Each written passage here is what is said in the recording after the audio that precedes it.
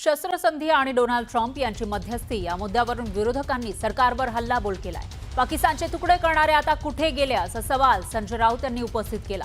तर राहुल गांधींनीही पंतप्रधान मोदींना पत्र पाठवून संसदेचं विशेष अधिवेशन बोलावण्याची मागणी केली आहे। त्यामुळे भारत पाकिस्तानमध्ये शस्त्रसंधी झाली असली तरी देशातील राजकीय पक्षांमध्ये शस्त्रबंदी होण्याची कोणतीही चिन्ह दिसत नाही।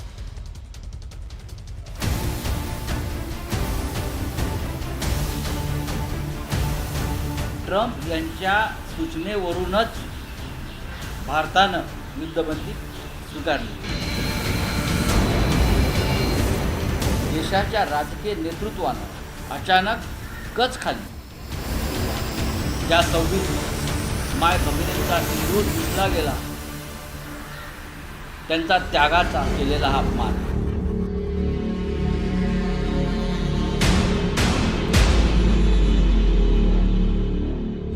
संजय राऊतांनी शस्त्रसंधीवरून सरकारवर जोरदार राजकीय मिसाईल टाकलाय। ट्रम्प यांना भारत आणि पाकिस्तानमधील युद्धजन्य परिस्थितीत हस्तक्षेप करण्याचा अधिकार तरी काय आहे असा सवाल राऊतांनी उपस्थित केलाय। युद्धजन्य परिस्थितीतून माघार घेण्याची काहीही गरज नव्हती असं मत राऊतांनी उपस्थित केलंय। ट्रम्प यांच्या सूचनेवरूनच भारतानं युद्धबंदी स्वीकारली। डोनाल्ड ट्रम्पचा संबंध काय? आमची माणसं मेली आहेत, आमच्या 26 महिलांचा सिंदूर पुसलाय ना। मग ऑपरेशन सिंदूर पूर्ण झाल्याशिवाय ट्रम्प हे मध्यस्थी कोणत्या अधिकारात करतात? सर्वपक्षीय बैठक घेऊन शस्त्रसंधी का केली याची माहिती पंतप्रधान नरेंद्र मोदींनी द्यावी अशी मागणी संजय राऊत यांनी पत्रकार परिषदेत केली। वेळ अशी होती की पाकिस्तानला कायमस्वरूपी धडा शिकवण्याची वेळ असताना, संधी असताना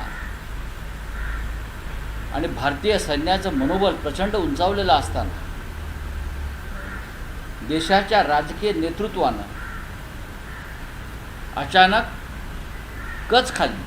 देशाच्या राजकीय नेतृत्वानं कच खाल्ली आणि आमच्या सैन्याचं आणि देशाचं मनोबल हे त्यांनी उद्ध्वस्त केलं।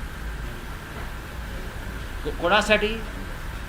प्रेसिडेंट ट्रम्प कुणाचं वर्चस्व असतं आंतरराष्ट्रीय नाणेनिधीवर? कुणासाठी? ट्रम्प यांनी हा निर्णय घेतला। पाकिस्तानला पैसे मिळवून दिले तुम्ही ह्या सगळ्या परिस्थितीमध्ये, आणि त्याच्यातनं आम्हाला सांगितलं गेलं की थांबा आता। म्हणून हे जे काही सुरू आहे ते आपण लक्षात घेतलं पाहिजे। ठाकरेंच्या शिवसेनेकडून अरविंद सावंत आणि संजय राऊतांनी राजकीय सवालांचे ड्रोन सत्ताधाऱ्यांवरती पाडलेत। तर लोकसभेतील विरोधी पक्षनेते राहुल गांधींनी पहलगाम हल्ला, ऑपरेशन सिंदूर आणि शस्त्रसंधी संदर्भात संसदेचं विशेष अधिवेशन बोलवण्याच्या मागणीसाठी पंतप्रधानांना पत्र लिहिलं आहे। और हमारी सेना ने कर दिखाया। जो आतंकी ठिकाने थे उनको ध्वस्त किया। हम सबको बड़ा फख्र और बड़ा नाज उसके ऊपर है। और पाकिस्तान ने जो बमबारी करी है सीज़ फायर होने के बाद, वो चिंता का विषय है। और जो सीज़ फायर की घोषणा अमेरिका के माध्यम से हो रही है, कश्मीर पर चर्चा की बात वो करते हैं न्यूट्रल साइट पर, ये आज तक 70 सालों में कभी भी ऐसा हुआ नहीं है। तो हम चाहते सरकार अपना मत स्पष्ट करे कि द्विपक्षीय अगर मामला चल रहा है, हमारी सेना को छूट दी है सरकार ने एक्शन लेने के लिए और हम लोग ले भी रहे हैं, उसके बाद अगर सीज़ फायर की बात भी होती है तो वो अमेरिका के माध्यम से क्यों हो रही है? एमआयएमचे खासदार असदुद्दीन ओवैसी यांनीही ट्विट करून पहलगाममध्ये हत्याकांड घडवणाऱ्या अतिरेक्यांना सोडू नका अशी आग्रही भूमिका घेतली।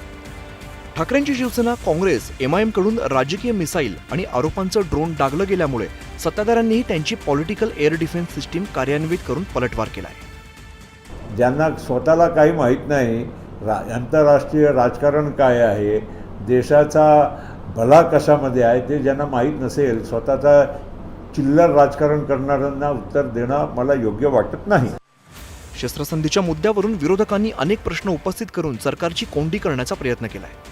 पाकिस्तानवरती जोरदार हल्ला चढवून भारताच्या हाती काय लागलं असा सवाल विरोधकांनी उपस्थित केलाय आणि याच सवालामुळे जोरदार राजकीय युद्ध सुरू झालंय। Bureau report, news 18 Lokmat.